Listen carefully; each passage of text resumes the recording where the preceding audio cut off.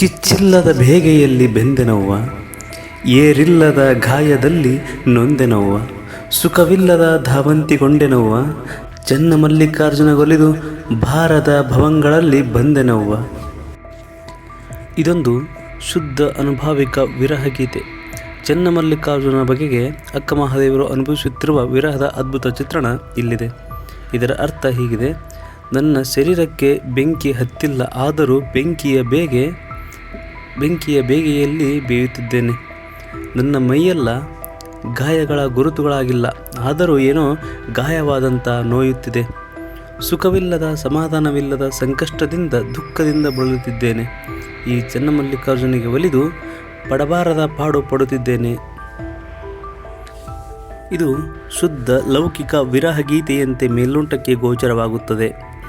ಅಂದರೆ ಪ್ರೀತಿ ಪ್ರೇಮಕ್ಕೆ ಒಳಗಾದ ಯುವತಿಯೊಬ್ಬಳು ಊಟ ಸೇರದೆ, ನಿದ್ರೆ ಬಾರದೆ, ಕೂರಲು ಸಮಾಧಾನವಿಲ್ಲದೆ, ನಿಲ್ಲಲು ಸಮಾಧಾನವಿಲ್ಲದೆ ಪ್ರಿಯಕರನಿಗಾಗಿ ಚಡಪಡಿಸುತ್ತಿರುವ ಹಾಗಾಗಿ ಈ ವಚನದ ಭಾವ ಇದೆ. ಇದರ ಆಳದಲ್ಲಿ ಭಗವಂತನ ಸಾನ್ನಿಧ್ಯಕ್ಕಾಗಿ ಭಕ್ತರು ಹಂಬಲಿಸುವ ಕಾತರವಿದೆ. ಇಲ್ಲಿ ಪ್ರೇಮದ ತೀವ್ರತೆಗೆ ಪ್ರೇಮಿ ಮತ್ತು ಭಕ್ತ ಇಬ್ಬರಲ್ಲೂ ಒಂದೇ. ಹಾಗಾಗಿಯೇ ಈ ವಚನ ಶುದ್ಧ ಆಧ್ಯಾತ್ಮಿಕ ವಿರಹಗೀತೆಯಂತಿದೆ.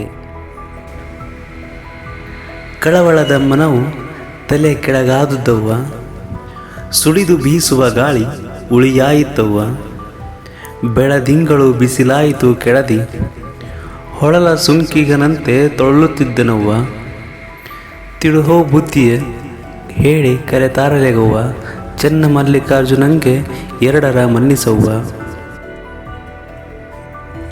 ಇದು ಕೂಡ ಹಿಂದೆ ನೋಡಿದಂಥ ವಚನದ ಪ್ರಕಾರವೇ ಇದೆ. ಇಲ್ಲಿ ಅಕ್ಕ ಮಹಾದೇವಿಯವರು ಚನ್ನಮಲ್ಲಿಕಾರ್ಜುನ ವಿರಹದಿಂದ ಪರಿತಪಿಸುವ ಚಿತ್ರವಿದೆ. ಮನಸ್ಸು ಕಳವಳ ಅಂದರೆ ಚಿಂತೆಗೊಳಗಾಗಿದೆ, ಹಾಗಾಗಿ ತಲೆ ಕೆಳಗಾಗಿದೆ, ಅಂದರೆ ಮನಸ್ಸು ಬಾಡಿದೆ ಎಂದರ್ಥ. ಸುಳಿದು ಬೀಸುವ ಗಾಳಿ ಉರಿಯಾಗಿದೆ, ಬೆಳದಿಂಗಳು ಬಿಸಿಲಾಗಿದೆ. ಪ್ರೀತಿಯಲ್ಲಿ ಸಿಕ್ಕ ಹಾರಿಕೊಂಡವರಿಗೆ ಸಹಜ ಹೀಗಾಗುತ್ತದೆ. ಇದನ್ನೆಲ್ಲ ಅಕ್ಕ ಮಹಾದೇವರು ಗೆಳತಿಯೊಂದಿಗೆ ತೀರಾ ಆಪ್ತವಾಗಿ ಹೇಳಿದಂತೆ ಈ ವಚನದ ರಚನೆ ಇದೆ. ಪಟ್ಟಣದ ಹೊರಗೆ ಕುಳಿತು ಸುಂಕವನ್ನು ಸಂಗ್ರಹಿಸುವ ಅಂದರೆ ತೆರಿಗೆಯನ್ನು ಸಂಗ್ರಹಿಸುವ ಸುಂಕಿಗನಂತೆ ತೊಳಲುತ್ತಿದ್ದೆನವ್ವ. ಸುಂಕ ಸಂಗ್ರಹಿಸುವನು ಎಲ್ಲವನ್ನು ಅನುಮಾನದಿಂದ ನೋಡುವಂತೆ, ತೆರಿಗೆ ಸಂಗ್ರಹದ ಬಗ್ಗೆ ಚಡಪಡಿಸುವಂತೆ ನಾನು ಸಮಾಧಾನವಿಲ್ಲದೆ ಚಡಪಡಿಸುತ್ತಿದ್ದೇನೆ ಎಂಬುದರ ಅರ್ಥ ಇಲ್ಲಿದೆ. ಚನ್ನಮಲ್ಲಿಕಾರ್ಜುನಿಗೆ ಬುದ್ಧಿಯ ಹೇಳಿ ಕರೆತಾರವ್ವ ಗೆಳತಿ, ಅವನಿಗೆ ಎರಡು ರೀತಿಯ ಮನ್ನಿಸವ್ವ ಎಂದು ಅಕ್ಕ ಮಹಾದೇವರು ಇಲ್ಲಿ ಪರಿತಪಿಸುತ್ತಾ ಮೊರೆ ಇಡುತ್ತಿದ್ದಾರೆ. ಸಾಮಾನ್ಯವಾಗಿ ಅತಿಯಾದ ಪ್ರೀತಿ ಇದ್ದಲ್ಲಿ ಅನುಮಾನ, ಶಂಕೆ, ಕಾಡಿಸುವ, ಪೀಡಿಸುವ ಗುಣಗಳು ಪ್ರೇಮಿಗಳಲ್ಲಿ ಹೆಚ್ಚಿರುತ್ತದೆ. ಅದರಿಂದ ಮೂಡಿರುವ ಶಂಕೆ, ಅನುಮಾನಗಳು ಎಷ್ಟು ಸಹಜವಾಗಿ ಮೂಡಿ ಬಂದಿವೆಯೇ, ನನ್ನನ್ನು ಒಪ್ಪಿಕೊಳ್ಳದೆ ಹೋದರೆ ಎಂಬ ವಿರಹಿಯೊಬ್ಬಳು ಸಹಜವಾದ ಆತಂಕ ಇಲ್ಲಿ ಎದ್ದು ಕಾಣುತ್ತಿದೆ. ಒಮ್ಮೆ ಕಾಮನ ಕಾಲ ಹಿಡಿವೆ, ಒಮ್ಮೆ ಚಂದ್ರಮಂಗೆ ಸೆರಗೊಡ್ಡಿ ಬೇಡುವೆ, ಸುಡು ವಿರಹವನ್ನು ಆರಿಗೆ ಧೃತಿಗೆಡುವೆ, ಚನ್ನಮಲ್ಲಿಕಾರ್ಜುನ ದೇವನಲ್ಲದ ಕಾರಣ ಎಲ್ಲರಿಗೆ ಹಂಗಿತಿಯಾದೆನವ್ವ. ಗಂಡನಾದವನು ಹೆಂಡತಿಯನ್ನು ಒಪ್ಪಿಕೊಳ್ಳದೆ ಬಿಟ್ಟಾಗ ಆಕೆ ಅವರಿವರ ಹಂಗಿನಲ್ಲಿ ಇರಬೇಕಾಗುತ್ತದೆ. ಇದೆಲ್ಲದಕ್ಕಿಂತ ಹೆಚ್ಚಾಗಿ ಗಂಡನಿಲ್ಲದಾಗ ಪ್ರೇಮ ಕಾಮಗಳ ನೆನಪು ಬಾಧಿಸುತ್ತವೆ, ವಿರಹವು ಸುಡುತ್ತದೆ.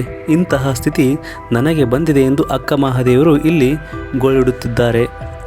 ಒಮ್ಮೆ ಕಾಮನ ಕಾಲ ಹಿಡಿವೆ ಅಂದರೆ ನನ್ನನ್ನು ಕಾಡಬೇಡ, ಪ್ರೇಮ ಕಾಮ ಬಾಧೆಯನ್ನು ಸೃಷ್ಟಿಸಬೇಡ ಎಂದು ಹೇಳುತ್ತಿದ್ದಾರೆ.